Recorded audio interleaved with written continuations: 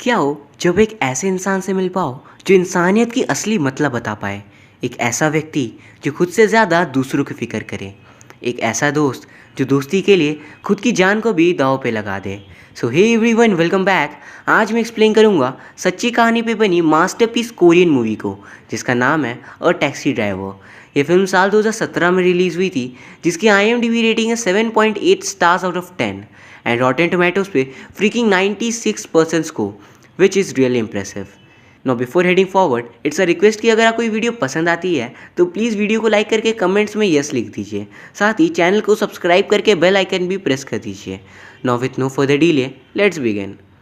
तो ये कहानी है साल 1980 की।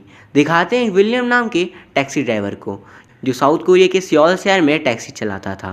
वो अपनी बेटी के साथ रहता था और उसकी वाइफ की डेथ हो चुकी थी। हम देख पाते हैं एक दिन विलियम टैक्सी चला रहा था और तभी रास्ते में रायट शुरू हो गए थे, यानी दंगे।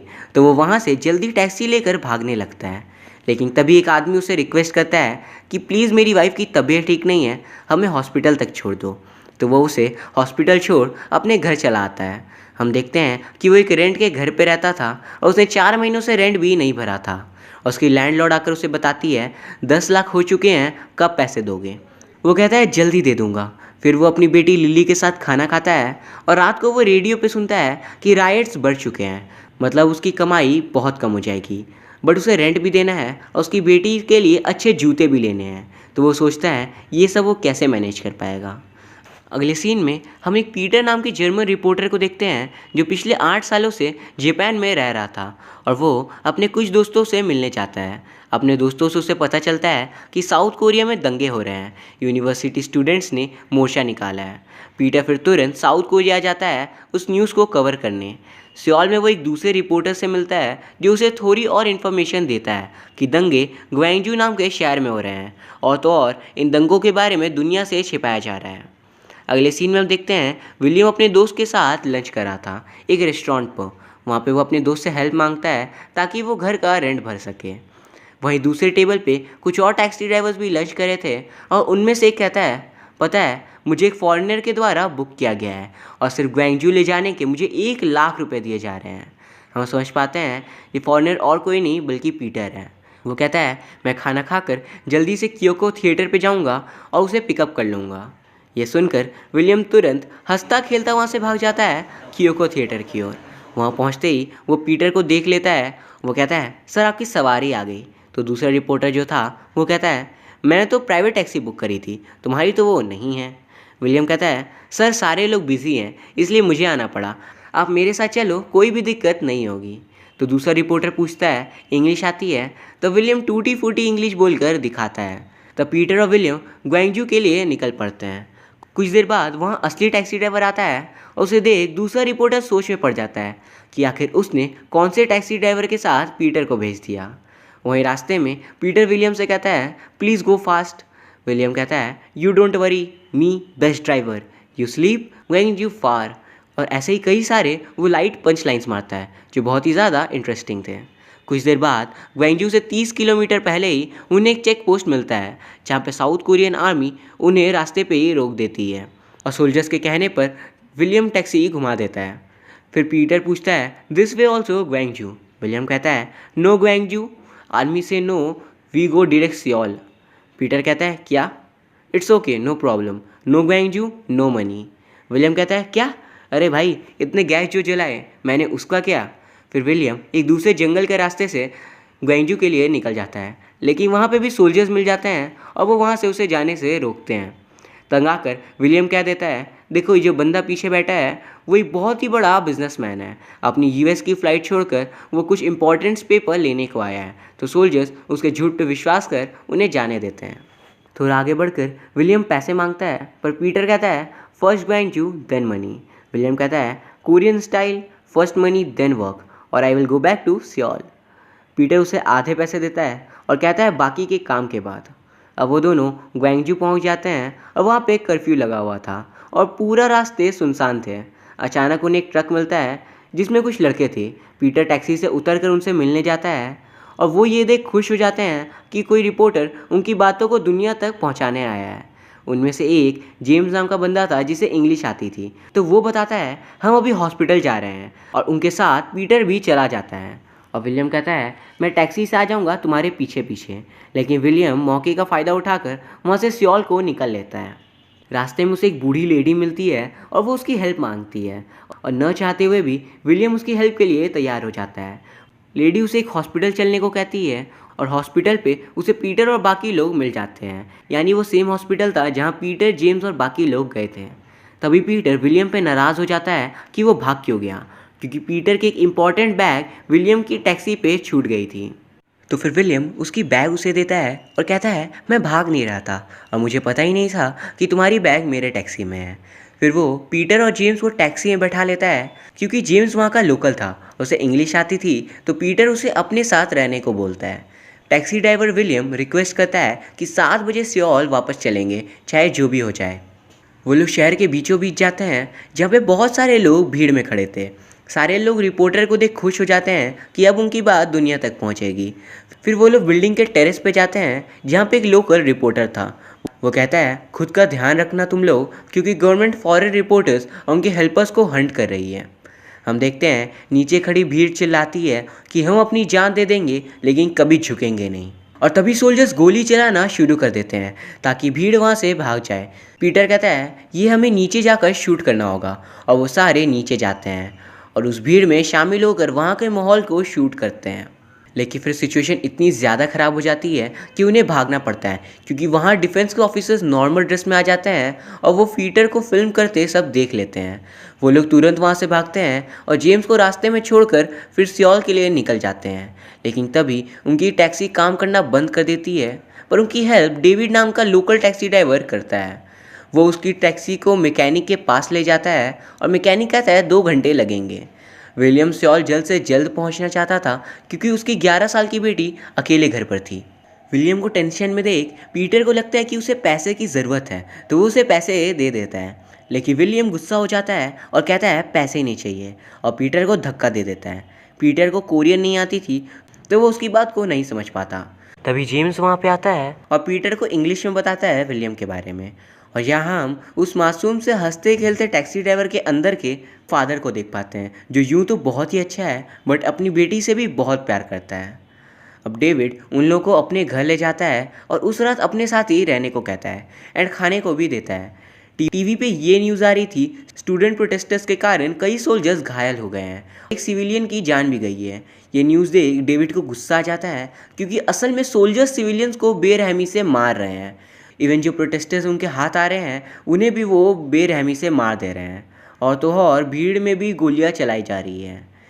यही सच्ची न्यूज़ यानी सोल्जर्स की असलियत को ग्वेंगजू के एक न्यूज़पेपर फैक्ट्री के वर्कर्स छिपकर न्यूज़पेपर प्रिंट करे थे, लेकिन काम कंप्लीट होने से पहले फैक्ट्री ओनर आकर उन्हें रोक देते हैं और कहते हैं खुद का नुकसान नहीं होना चाहिए, जो हो रहा है उसे होने दो, यानी कि सच की आवाज़ को दबा दी जा रही थी। असल में सोल्जर्स जुल्म कर रहे थे, पर न्यूज़ में ये दिखाया जा रहा था कि स्टूडेंट प्रोटेस्टर सोल्जर्स को मार रहे हैं, जो कि पूरी तरह से गलत था। दूसरी तरफ टीवी पे न्यूज़ देख पीटर कहता है वापस जाते ही मैं सच टेलीकास्ट ज़रूर करवाऊंगा। तभी उन्हें कुछ ब्लास्ट का आवाज़ सुनाई देता है और वो देखते हैं टीवी स्टेशन पे आग लग गई है। तो सारे वहाँ पे जाते हैं और वहाँ पे सोल्जर्स भी आ रहे थे, और कुछ ऑफिसर्स पीटर को शूटिंग करता देख समझ जाते वो फॉरेन रिपोर्टर है। तभी जेम्स पीटर और विलियम को लेकर भागता है। वो एक बिल्डिंग में छुपते हैं, लेकिन जेम्स पकड़ा जाता है और ऑफिसर्स कहते हैं जेम्स की जान के बदले तुम्हें कैमरा हमें देना होगा। विलियम पीटर को कहता है देखो ऑफिसर कैमरा मांग रहा है तो दे दो, वरना जेम्स को मार देंगे। जेम्स चिल्लाकर इंग्लिश में कहता है कि चाहे जो भी हो जाए कैमरा मत देना, पूरी दुनिया को बताओ यहाँ पे क्या किया जा रहा है हम लोगों के साथ। तभी किसी तरह पीटर और विलियम कैमरा दिए बिना वहाँ से भाग निकलते हैं और वापस डेविड के पास आकर उसके घर पहुँचते हैं। डेविड पूछता है जेम्स किधर है, लेकिन वो लोग कुछ भी नहीं कहते हैं। वो दोनों थोड़ा आराम करते हैं। तभी विलियम अपनी स्टोरी पीटर को बताता है। दरअसल विलियम पहले सऊदी अरेबिया में काम करता था और पैसे भी बहुत कमाए थे, लेकिन एक दिन अचानक उसकी वाइफ की तबीयत बहुत ज़्यादा ख़राब हो जाती है और वो इलाज में बहुत से पैसे खर्च कर देता है। तब उसकी वाइफ उसे कहती है जो बचे हुए पैसे हैं उससे एक टैक्सी खरीद लो, ताकि बाद में कुछ काम न भी हो तुम्हारे पास तो तुम टैक्सी चला पाओ और ख़ुद के लिए डेली अर्निंग्स कर पाओ। विलियम कहता है, मैं टैक्सी को न खरीद अपनी वाइफ का इलाज करवा सकता था, लेकिन मेरी वाइफ और मैं हम दोनों समझ चुके थे कि अब कोई भी इलाज उसे नहीं बचा पाएगा। एंड फिर उसकी वाइफ की डेथ हो जाती है और विलियम और उसकी छोटी बेटी लिली अकेले रह जाते हैं। उसके बाद विलियम हर रोज़ ड्रिंक करने लगता है, लेकिन तभी एक दिन जब उसकी नींद खुलती है, वो देखता है अपनी बेटी को कि वो अपने मॉम के क्लोथ्स को पकड़कर रो रही थी। उस दिन वो समझ पाता है उसकी बेटी लिली के पास विलियम के सिवा कोई नहीं है। तो फिर वो हमेशा हमेशा के लिए पीना छोड़ देता है। वो कहता है, इसलिए मैं ऐसा हूँ क्योंकि मैं अपनी बेटी के सिवा और कुछ भी नहीं सोचता। मैं सिर्फ उसे खुश रखना चाहता हूँ। चाहे जो हो जाए, मेरी बेटी मेरे लिए सबसे इम्पोर्टेंट है। और हम देख पाते हैं अगली सुबह विलियम वहाँ से छिपकर सियोल के लिए भाग जाता है, लेकिन डेविड उसे देख लेता है और उसे रोककर एक दूसरा नंबर प्लेट देता है। क्योंकि सियोल के टैक्सी के नाम से सब वाकिफ थे, इसलिए डेविड उसे ग्वांगजू शहर का नंबर प्लेट देता है ताकि विलियम सेफली वहाँ से निकल सके। और वो उसे पैसे भी देता है और कहता है कि ये पीटर ने दिए हैं। विलियम पैसे लेने के लिए मना कर देता है, लेकिन डेविड उसे फोर्सफुली दे ही देता है। लौटते वक्त रास्ते में वो अपनी बेटी के लिए प्यारे से जूते खरीद लेता है और फिर एक रेस्टोरेंट पे खाने को रुकता है। और वहाँ वो दूसरे लोगों से सुनता है ग्वांगजू शहर में सियोल के लोग आकर दंगे कर रहे हैं। मतलब कि बाहर के लोगों को गलत न्यूज़ बताया जा रहा था और असली सच को छिपाया जा रहा था। ये देख विलियम को बहुत बुरा लगता है। फिर वो वहाँ से सियोल के लिए निकल जाता है, लेकिन बीच रास्ते में उसके अंदर की इंसानियत जाग जाती है और उसे सियोल जाने नहीं देती। और वो तुरंत पीटर और बाकियों की हेल्प के लिए ग्वांगजू निकल जाता है। लेकिन उसके पहले वो अपनी बेटी को फ़ोन कर बोलता है कि वो जल्द ही घर आ जाएगा। उसके बाद विलियम डेविड के घर जाता है तो उसकी वाइफ बताती है कि हॉस्पिटल में सब लोग हैं। हॉस्पिटल पे विलियम देखता है कि लोग कितनी बुरी तरीके से घायल हैं और पीटर और डेविड शॉक में होते हैं क्योंकि जेम्स की लाश उन्हें मिलती है। यानी कैमरा नहीं देने पर जेम्स को सोल्जर्स के द्वारा बेरहमी से मार दिया गया। विलियम पीटर को कहता है, ये सब शूट करो, तुम ही हो जो दुनिया को सच दिखा सकते हो। फिर वो लोग हॉस्पिटल के दूसरे साइड से निकलते हैं और देखते हैं कि कोरियन सोल्जर्स कैसे ग्वांगजू के लोगों को मार रहे हैं। सारे टैक्सी ड्राइवर्स अपने टैक्सी को बैरियर जैसे यूज़ कर घायल लोगों को बचाते हैं और हॉस्पिटल पहुंचाते हैं। यहाँ कोरियन सोल्जर्स जिन लोगों को मार रहे थे वो तो प्रोटेस्टर्स भी नहीं थे, वो लोग सिर्फ लोकल्स थे जो अपने घायल साथियों को लेने आए थे। पर सोल्जर्स उन पर भी बेरहमी से गोलियां चला रहे थे। अब विलियम और पीटर वहाँ से सियोल के लिए निकलते हैं क्योंकि अब उन्हें बाहर निकलकर दुनिया को सच दिखाना होगा। लेकिन रास्ते पर मिलिट्री थी तो वो चेक करती है टैक्सी को, और जो बंदा चेक करा था उसे टैक्सी के डिक्की में पुराना नंबर प्लेट मिल जाता है, जिससे ये पता चल जाएगा कि ये टैक्सी सियोल की है। लेकिन वो सोल्जर इस बात को दबा देता है और बाकियों से कहता है सब ठीक है, इन्हें जाने दो। तभी एक सोल्जर कहता है, अभी इन्फॉर्मेशन आई है किसी भी फॉरेनर को जाने न दिया जाए। लेकिन विलियम टैक्सी बहुत तेज़ी से वहाँ से चलाकर भाग निकलता है। वह सारे सोल्जर उसका पीछा करते हैं और विलियम को बचाने के लिए जंगल के रास्ते से डेविड और उसके साथी टैक्सी ड्राइवर्स आकर विलियम की मदद करते हैं। इस लड़ाई में बाकी सारे टैक्सी ड्राइवर्स खुद की कुर्बानी देते हैं कि सिर्फ विलियम और पीटर दुनिया तक सच को दिखा पाएँ। विलियम सोल्जर्स के बचकर पीटर को वापस सियोल एयरपोर्ट छोड़ देता है। यहाँ पे डिफेंस सिक्योरिटी का हेड ये पता कर लेता है कि पीटर की फ़्लाइट सुबह 10 बजे की है, तो वो उसे पकड़ लेंगे। लेकिन पीटर अपनी फ़्लाइट एयरपोर्ट पहुँचते ही चेंज करवा लेता है और वापस जापान जाने से पहले वो विलियम से उसका नाम और नंबर लेता है ताकि वो वापस आकर उसकी टैक्सी की मरम्मत करवा पाए। एंड हम देख पाते हैं वो दोनों अब दोस्त भी बन चुके थे और विलियम अपनी डिटेल्स उसकी डायरी पर लिख देता है। एंड देन वो दोनों गुड बाय शेयर करते हैं। उसके बाद विलियम घर आकर अपनी बेटी लिली से मिलता है। दूसरी तरफ पीटर जापान पहुंचकर अपनी टीम को वो रिकॉर्डिंग दे देता है और फिर पूरे दुनिया को सच पता चल जाता है। हम देखते हैं कुछ दिनों बाद पीटर अब कोरिया वापस आता है और विलियम के लिए पता करने की कोशिश करता है, लेकिन सोर्सेस से पता चलता है कि विलियम नाम का कोई भी टैक्सी ड्राइवर नहीं है और उस नाम का फ़ोन नंबर भी मौजूद नहीं है। मतलब विलियम ने अपना नाम और नंबर गलत बताया था, यानी वो टैक्सी ड्राइवर मदद कर अपना नाम भी बताए बिना चला गया। फिर दिखाते हैं साल 2003 में पीटर एक कॉन्फ्रेंस में था जहां वो सबको बताता है कि उसने क्या क्या देखा था 1980 में ग्वांगजू में, और उसने उस दिन एक सबसे ज़्यादा बहादुर टैक्सी ड्राइवर से मिला था। और वो कहता है, मैं उसे दोबारा ज़रूर मिलना चाहूँगा, उम्मीद करता हूँ हम दोबारा ज़रूर मिलेंगे। इधर विलियम पेपर में यही बातें देखता है और कहता है, मैं भी तुमसे मिलना चाहता हूँ, लेकिन शायद मैं सिर्फ तुम्हें पेपर पे ही देख कर मिल पाऊँगा। और यहाँ पे ये खूबसूरत कहानी ख़त्म हो जाती है। लास्ट में हमें असली पीटर का भी क्लिप दिखाया जाता है जिसमें वो विलियम के बारे में बोल रहा था कि वो उसे दोबारा मिलना चाहता है। वो कहता है, अगर मैं इस फुटेज के ज़रिए तुमसे दोबारा मिल पाऊँ और तुम्हारे साथ पूरे सियोल को घूम सकूँ तो मैं सच में बहुत खुश होऊंगा।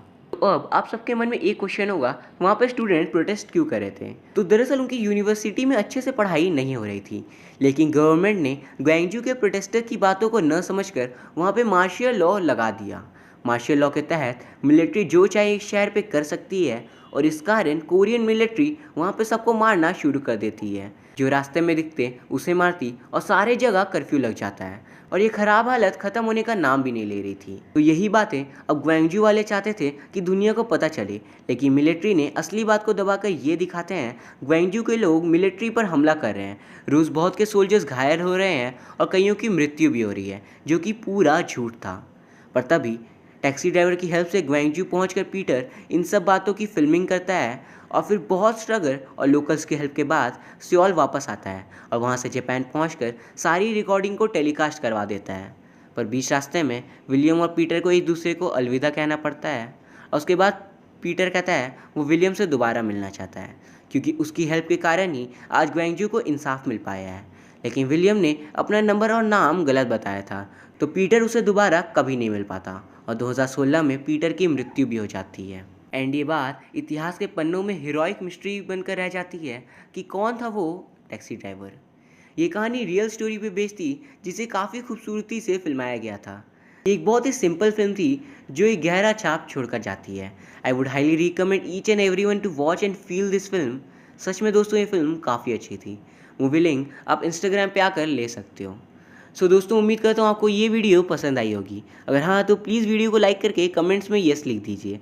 साथ ही चैनल को सब्सक्राइब करके बेल आइकन भी प्रेस कर दीजिए। Thank you so much for watching. See you soon.